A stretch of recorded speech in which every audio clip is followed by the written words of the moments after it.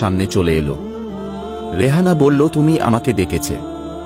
ফরাজ বলল, আমার তোমার সাহায্যের প্রয়োজন। ফরাজ রেহানাকে সবকিছু খুলে বলল। রেহানা মুচকি হেসে বলল, আমি জানতাম আমার সাহায্যের প্রয়োজন তোমার হবে, এসো আমার সাথে। রেহানা ফরাজকে এক গুহার ভেতর নিয়ে গেল। সেখানে বড় এক সিন্দুক রাখা ছিল। রেহানা সিন্দুক খুলে বলল, এখান থেকে তোমার যত টাকা প্রয়োজন নিয়ে যাও, তবে মনে রেখো লোভ খারাপ জিনিস। ফরাজ ততটুকুই টাকা সেই সিন্দুক থেকে নিল যতটুকু তার দাদির চিকিৎসার জন্য প্রয়োজন ছিল। রেহানা ফরাজের ইমানদারি সততা দেখে মুচকি হাসল। এরপর ফরাজ শহরে গিয়ে তার দাদির জন্য ওষুধ কিনে আবার গ্রামে ফিরে এলো।